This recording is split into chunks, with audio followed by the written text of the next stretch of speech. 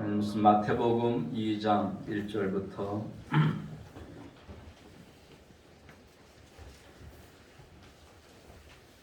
이 앞으로와 상고대자석으로 우리 어린이들 상고대자석으로 오준석 어제 나가 상고대자석으로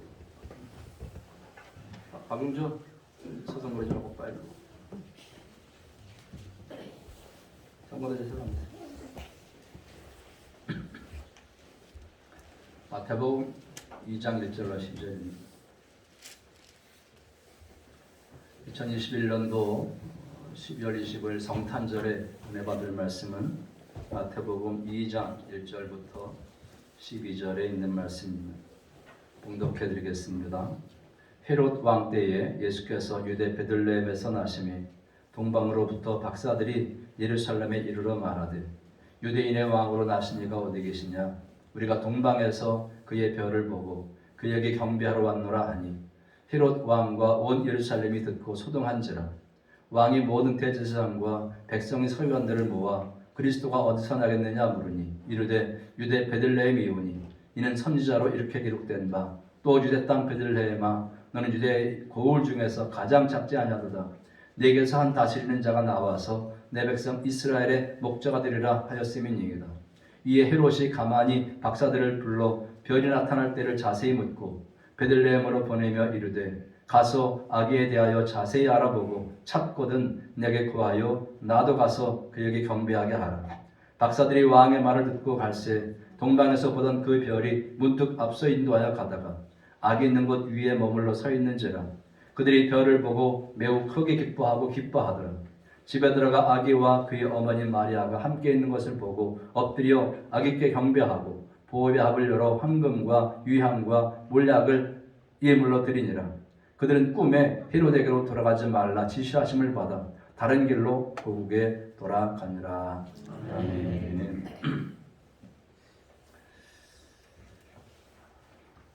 따라합시다. 역사의 분기점으로 오신 예수님. 역사의 분기점으로 오신 예수님. 역사의 분기점으로 오신 예수님. 역사의 분기점으로 오신 예수님. 인사하고 말씀 나누겠습니다. 사랑합니다. 감사합니다. 축복합니다. 승리하세요.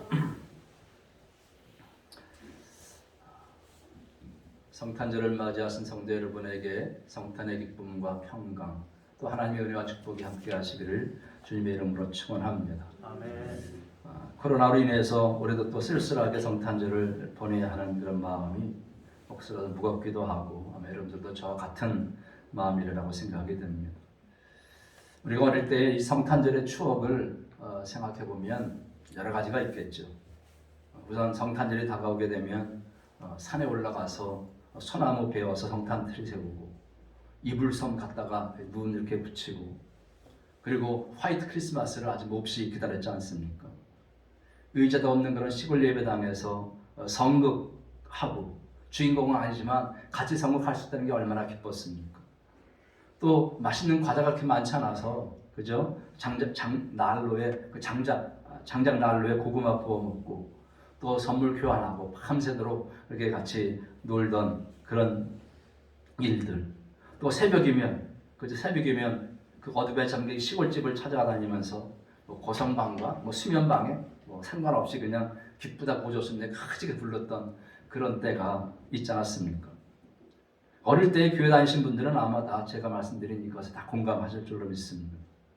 시골 교회에 다니지 않았어도 뭐 성탄절의 추억들은 다 있겠죠, 그렇죠? 이런 성탄절을 보내지 못하고 코로나에 쫓겨가지고 있는 그런 모습이 참 한탄스럽기도 하고 또 마음에 무겁습니다. 어쨌든 그럼에도 불구하고 성탄절은 다가왔고 성탄절은 우리에게 최고의 큰 기쁨의 날인 것을 여러분 믿으시기 바랍니다. 왜냐하면 이 성탄절은요 시간의 창조자, 역사의 주인이신 예수님께서 우리 인간을 죄로부터 또 죽음으로부터 구원하기 위해서 인간의 몸을 입고 이 땅에 오신 날이기 때문입니다. 그래서 이 성탄절은 기독교의 최대의 명절, 세계적으로 기뻐하는 축제일입니다. 여러분 왜 이렇게 온 세계가 이렇게 예수님의 오심을 축하하고 기뻐할까요? 그것은 바로 예수님이 이 역사의 분기점으로 오셨기 때문이라는 것입니다. 물론 우리를 구원하기 위해서 우리 죄의 삶을 위해서 오신 것도 물론이지만 그러나 세상 사람들이 예수를 반기는 이유는 예수가 바로 역사의 분기점이라는 것입니다. 여러분, 인류의 역사는 예수님의 탄생 이전, BC, 이후, AD로 나뉩니다. 모든 역사적 기록은 BC와 AD로 나누어서 기록하고 있지 않습니까? BC는 뭐냐? BC, Before Christ, 예수 그리스도 이전입니다. 이전. 그래서 일반 역사에서는 이것을 기원전이라고 말하고, 우리 신앙인들은 주전, 예수님 주자 써서 주전 이렇게 말합니다. 그래서 또 예수님이 온 이후는 뭐냐? AD로 말하는데 아노 도미니입니다. 이건 영어로 표현하면 in the year of the Lord, 주님의 해라는 뜻, 주님의 해. 그래서 일반 역사에서는 기원 후라고 표현하고 있고, 우리 신앙인들은 주후 이렇게 표현하는 것입니다. 어쨌든 온 세계가 예수님을 기점으로 해서 예수님 오기 전, 예수님 온 이후, 주님의 해 이렇게 나누고 있습니다. 근데 여러분, 이게 역사뿐만 아니라 우리 개인도 마찬가지예요. 우리 개인들도요, 예수님을 만왕의 왕으로 만주의 주로 믿느냐 믿지 않느냐에 따라서 우리 인생의 분기점이 달라집니다. 예수를 믿느냐 안 믿느냐에 따라서 어떻게 바뀌냐 하면 죄인과 의인. 예수 믿기 전에는 죄인입니다. 예수 믿고 난 이후에는 의인입니다. 또 삶과 죽음, 노예와 자유인, 영생과 영벌, 천국과 지옥, 축복과 저주, 행복과 불행, 성공과 실패, 승자와 패자, 기쁨과 슬픔, 그 과가 뭐냐? 바로 예수님입니다. 죄인이 예수 만나면 의인 되는 거고요. 예수 만나면 사는 거고, 못 만나면 죽는 거고요. 과거 노예에서 예수 만나면 자유인 되는 겁니다. 아멘. 그래서 성탄절은 우리 개인에게도, 또 우리 가정에게도, 교회도, 사업도, 국가도 다 마찬가지예요. 다 역사의 분기점이 바로 예수 그리스도라는 것입니다. 그래서 예수님을 구세주로 믿게 되면 죄의 노예에서 용서받고 자유를 누리게 됩니다. 예수를 구원주로 믿으면 죽음의 공포에서 벗어나서 부활의 소망으로 죽음을 초월해서 이 땅에 살 수 있습니다. 또 예수님을 왕으로 모시면 모든 불안과 두려움, 고독과 모멸, 좌절과 상실, 죄책과 분노에서 벗어나서 참된 행복과 기쁨, 참 평안과 희망을 가지고 살 수 있는 것을 믿으시기 바랍니다. 이런 은혜가 이 성탄절에 여러분이 있기를 주의 이름으로 축원합니다. 그래서 세상에는요, 이 예술 중심으로 해서 크게 두 종류의 사람을 말해요. 두 종류의 사람. 첫째는 뭐냐 하면 그 예수님을 역사의 분기점으로 받아들이지 않는 사람들이 있습니다. 시작. 역사의 분기점으로 받아들이지 않는 사람들. 세상에는 안타깝게도 예수님을 역사의 분기점으로 받아들이지 않는 사람들이 있다는 것입니다. 예수님을 만왕의 왕으로 만주의 주로, 또 역사와 자신의 인생의 주관자로 믿지 않는 것입니다. 그저 내가 내 인생의 주인이에요. 예수님은 내 인생과 아무런 상관이 없다. 오히려 내 인생의 방해고 해를 끼친다고 생각하는 사람들이 많이 있다는 거예요. 그게 누구냐? 대표적인 사람이 오늘 본문에 나오는 헤롯 같은 사람입니다. 헤롯 같은 사람입니다. 이들은 아기 예수님께 무릎 꿇고 경배하기를 거절했던 사람들입니다. 거절할 뿐만 아니라 예수님이 오히려 자신에게 피해를 준다고 생각하는 사람들입니다. 3절 보시면 읽겠습니다. 시작. 헤롯 왕과 온 예루살렘이 듣고 소동한지라. 헤롯 왕과 온 예루살렘이 예수님 탄생 소식을 듣고는 소동했다. 근데 여러분, 소동만 한 것이 아닙니다. 13절 말씀 보면 주의 사자가 요셉에게 현명하여 이르되 헤롯이 아기를 찾아 죽이려 하니 이랬습니다. 아이를 찾아 죽이려고 하는, 예수님 찾아 죽이려고 하는 것입니다. 근데 이것을 그냥 마음만 먹은 것이 아니라 실제로 행하지 않습니까? 16절 보면 시작. 그때를 기준하여 2살부터 그 아래로 다 죽이니 이랬습니다. 왜 그래요? 왜?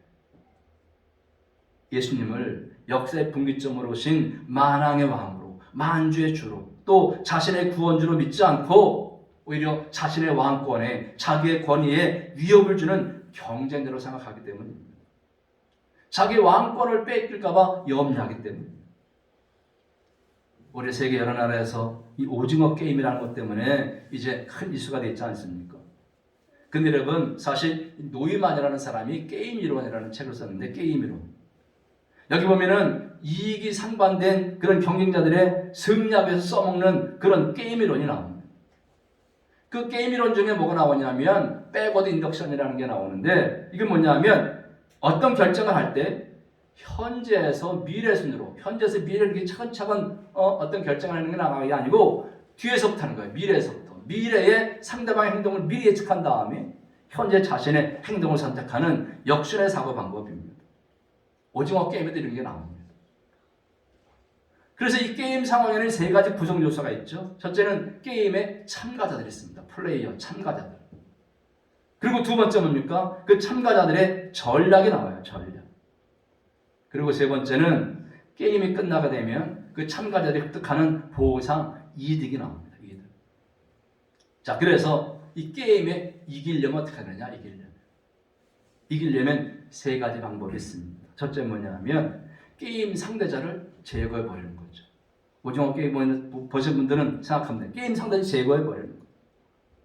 그래서 그 게임 상대자를 제거하기 위해서 어떻게 하느냐?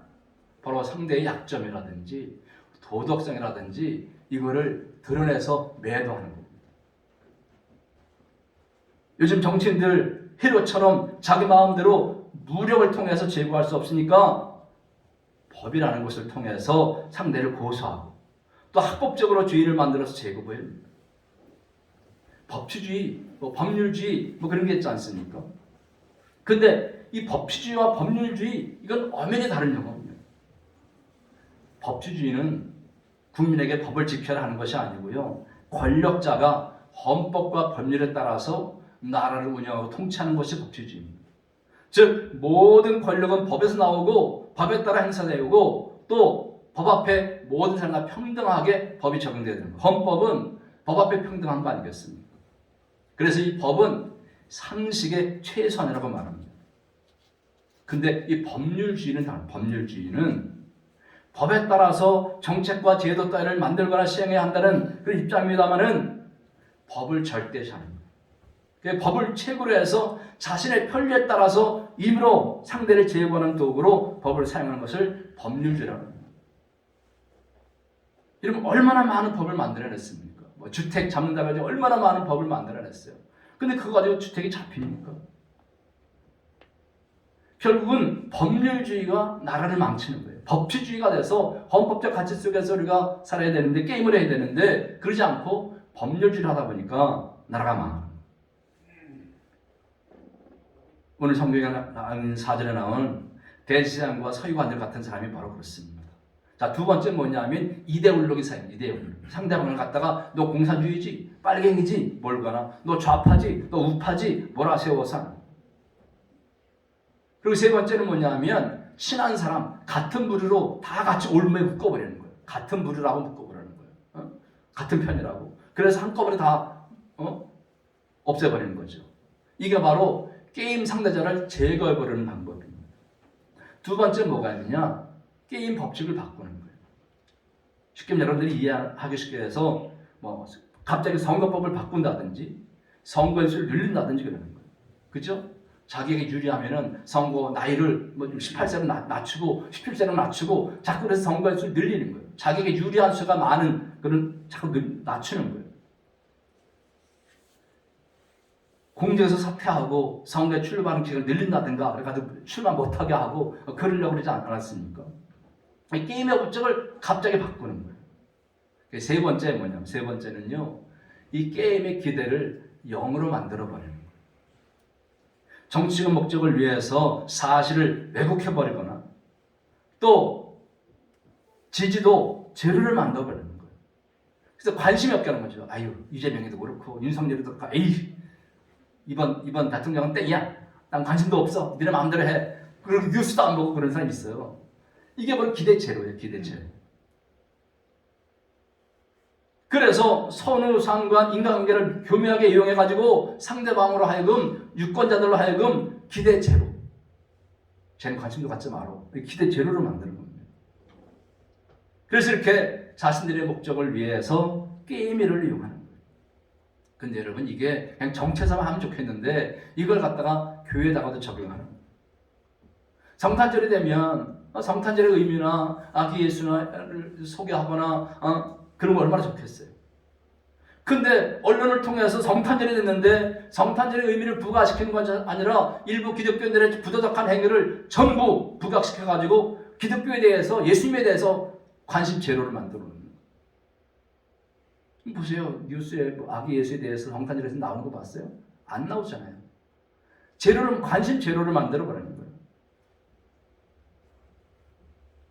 대중들의 기대를 제로로 만들어서 자신들이 원하는 목적을 성취하려고 하는 것입니다.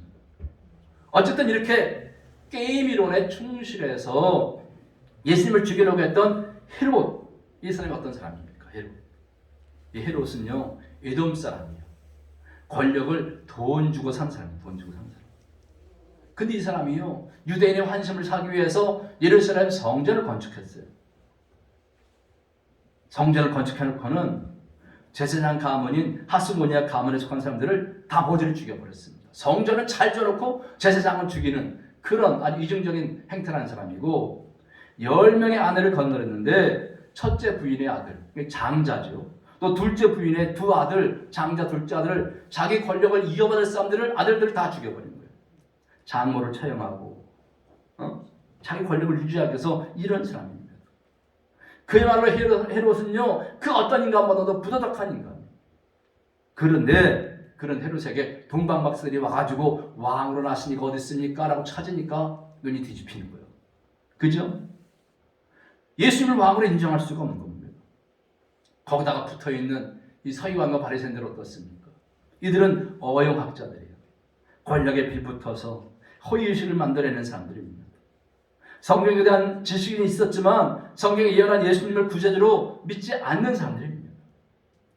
즉 뭐냐, 한마디로 말해서 예수님을 역사의 분기점으로 믿지 않는 이런 불신자, 무신론자, 이신론자, 적대적인 무신론자 같은 그런 부류의 사람들이라는 것입니다.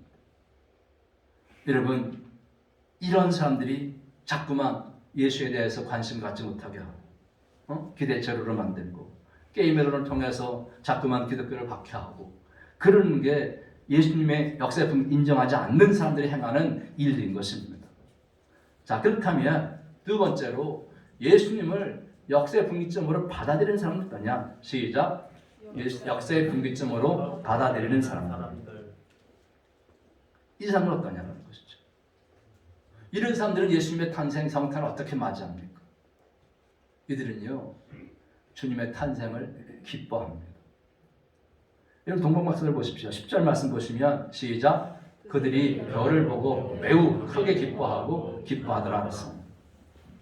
이거 보면 매우 크게 기뻐하고 기뻐했다. 여기 매우라는 말은 메가덴이라는 말인데 아주 크고 놀랍고 장엄하다. 기쁜데 크고 놀랍고 장엄하고 기뻐. 그야말로 충만이 넘쳐나는 그런 상태입니다. 이루 말할 수 없는, 이루 형용할 수 없는 그런 기쁨으로 충만한 상태가 매우라는 말씀이 들어있습니다. 여러분 성탄절을 기쁘시기를 주의 이름으로 축원합니다. 너무 기뻐서 어쩔 줄 몰라하는 몸부림치는 그런 기쁨을 간직하고 사시기를 주의 이름으로 축원합니다. 근데 이들이 기뻐한 것을 보니까 9절에 보니까 박사들이 왕의 말을 듣고 갈새 동방에서 보던 그 별이 문득 앞서 인도에 가다가 악이 있는 곳 위에 머물러 서 있는지를 알았습니다. 우리가 쉽게 얘기하면 이 동방 박사들이 별을 보고 별을 기뻐했던 것으로 오해할 수 있습니다. 근데 이들은 분명히 별을 보고 기뻐한 것이 아니라 그 별이 아기 예수에 머물러 있는 그 아기 예수 때문에 기뻐했다는 것입니다. 그래서 2절에 보면 유대인의 왕으로 나신 이가 어디 계시냐? 우리가 동방에서 그 별을 보고 그에게 경배하러 왔노라 하니 이랬습니다. 예수님을 유대인의 왕으로 알고 있습니다. 여러분 여기 동방박사들이 누구인지 성경에서 정확하게 밝혀주지 않아서 잘 모릅니다만은 그러나 그들은 누구로부터 이 메시아에 대한 예언을 들었던 것 같습니다. 그래서 그 메시아 예수님을 만나러 그 먼 길을 찾아옵니다. 그 험하고 먼 길을 예수 만나기 위해서 온 것입니다. 그것도 너무너무 매우 기뻐서 그를 찾아왔다는 것입니다. 이것은 뭐냐? 결국 예수님을 왕으로 메시아로 받아들였다는 것입니다. 여러분 우리가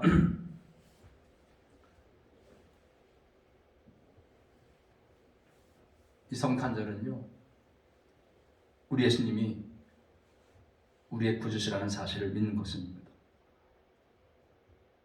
역사의 분기점이 된 왕 되신 예수님을 통해서 바로 우리가 죽음에서 구원받고 왕 같은 제사장 됐지 않았습니까?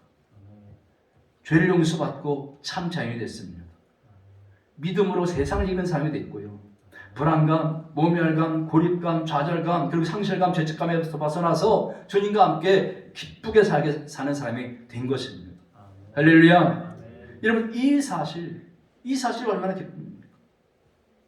비록 올해 코로나19로 인해 가지고 사업이 좀 안 됐다고 하더라도, 또 장사도 좀 안 되고 건강하지 못하고 모든 소원이 소원대로 되지 못했다고 해도, 여러분, 만왕의 왕 예수님을 만난 기쁨, 예수님을 구세주로 모신 기쁨, 그 기쁨이 충만하기를 주의 이름으로 축원합니다.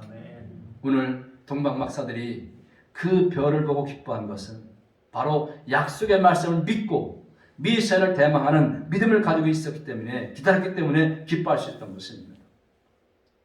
여러분, 마찬가지로 저 여러분들도요, 예수님을 왕으로 구세주로 모시고 살기 때문에 승리해도 기쁘고 실패해도 기뻐할 수 있는 줄로 믿습니다.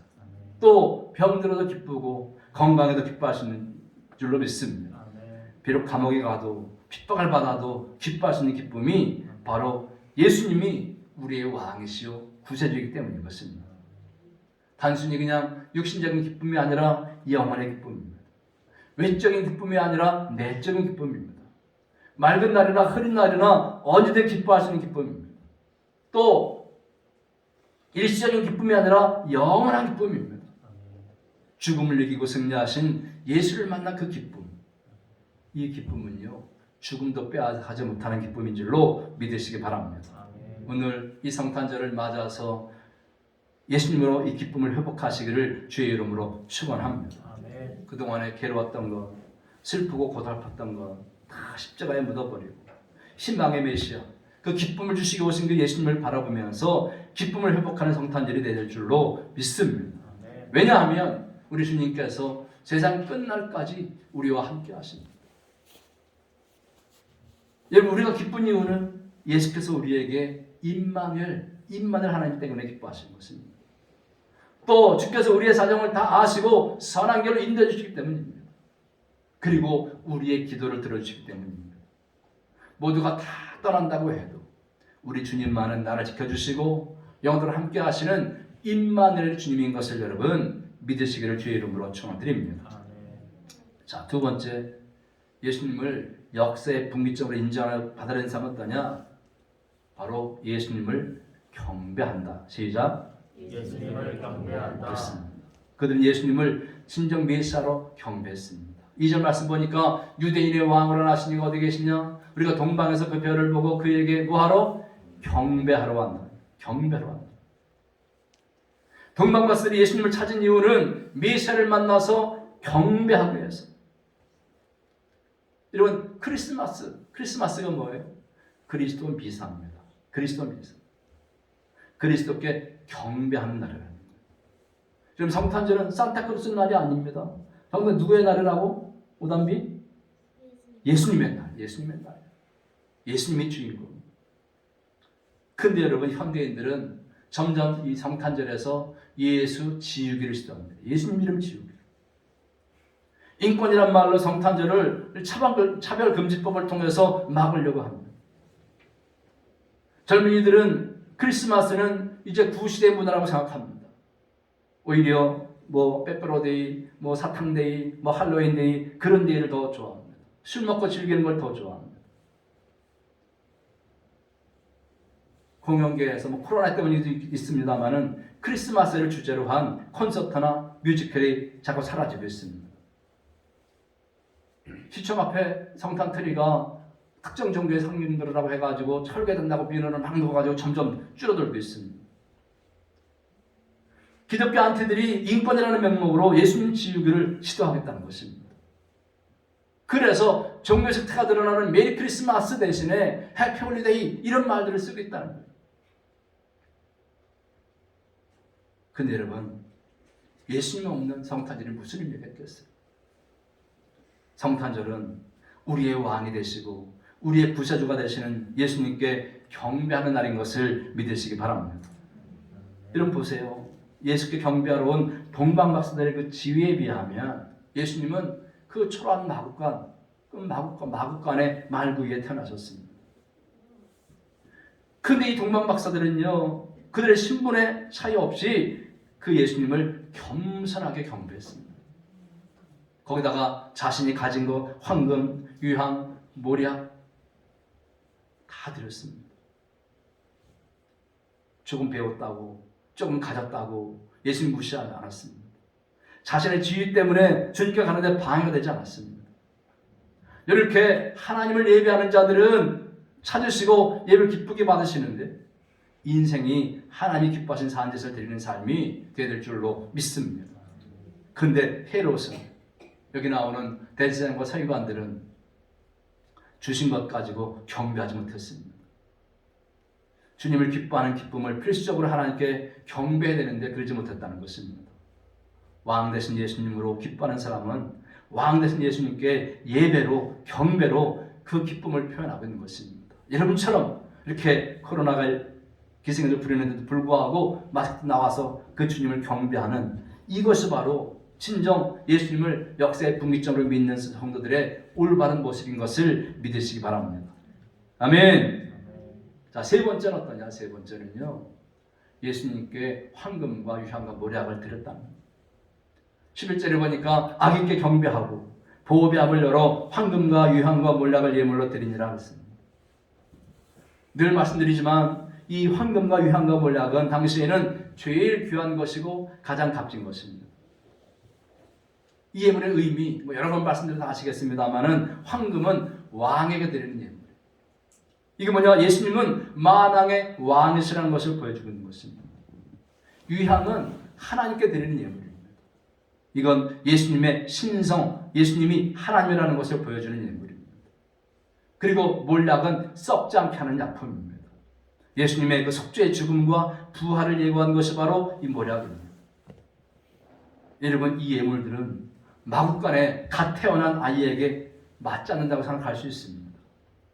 그러나 동방박사들은 그 예수님이 메시아인 것을 알았기 때문에 역사에 남을 예수를 믿는 모든 신자들에게 예수님의 재림 때까지 회자될 그런 헌신을 한 것입니다. 그래서 오늘도 우리는 그 동방박사들의 그 헌신을 이야기하고 있는 것입니다.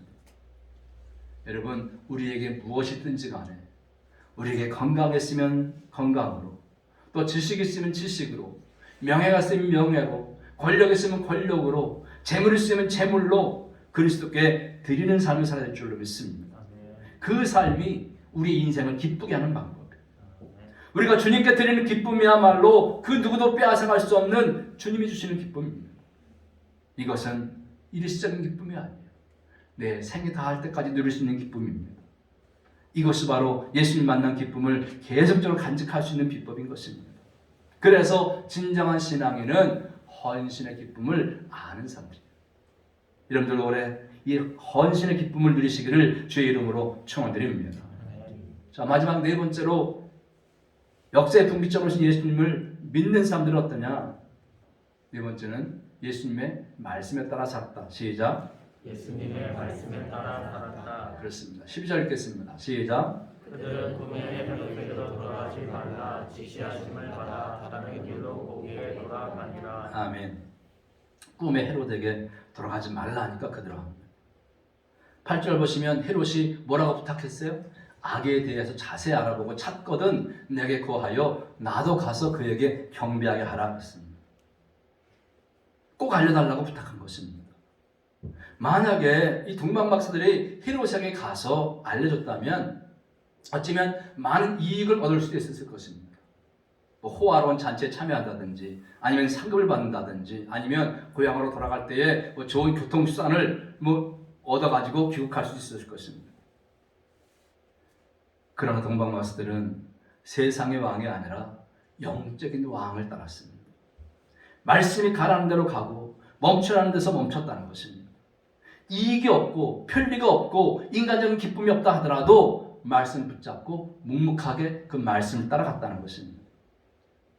모순투성이고 부조리와 불안과 불만이 가득한 세상 속에서 여러분 말씀 붙잡고 그 말씀의 기대를 가지고 용감하게 살아낼 줄로 믿습니다. 그래서 동방박사들은 우리가 말씀 붙잡고 살아야 할, 말씀대로 따라가야 할 모범이 바로 이 동방박사들입니다. 우리가 예수님 역사의 분기점으로 우리가 믿는다면 저 여러분이 이제는 말씀 따라 사는 복된 삶을 살아가시기를 주의 이름으로 축원합니다. 아멘. 자, 이제 말씀을 마치려고 합니다. 오늘 성탄절에 이 역사의 분기점으로 오신 예수님의 탄생을 기념하는 성탄절 아니겠습니까? 코로나19로 인해 가지고 성탄절에 축하잔치도 못하고 뭐 칸타타도 못하고, 그렇지만 죄와 사망에서 우리를 건져주시기 위해서 진정한 왕으로 오신 예수님, 그 기쁨을 회복하는 성탄절 되시기를 바랍니다. 우리의 미래가 아무리 불확실하고 불안하다 할지라도 역사의 주인으로 오신 예수님을 왕으로 모시고 살아야 됩니다. 그러면 모든 불안감을 벗어나서 참된 기쁨을 누릴 수가 있고, 또 예수님 때문에 핍박과 환난을 기뻐할 수 있는 것입니다. 역사의 분기점, 인생의 분기점으로 오신 예수님을 구세주로 모시게 되면 우리가 왕 같은 제사장으로 세상 사람이 보기에 아무리 초라한 조건일지라도 자신감을 가지고 기쁘게 살 수 있는 것입니다. 예수님을 왕으로 모시게 되면 고립감에서 벗어나서 한 형제 자매로 어디 있든지 간에 함께 기쁨을 누릴 수 있는 것입니다. 여러분, 힘겹게 살아온 한 해지만 성탄절을 맞이해서 역사의 분기점이시고 우리의 구세주신 예수님의 탄생을 기뻐하면서 그 예수님께 경배하고 예수님께 내 인생을 드리고 그 예수님 말씀대로 걸어가는 그런 행복한 인생의 삶을 살아가시기를 주님의 이름으로 축원합니다. 아멘. 기도하겠습니다.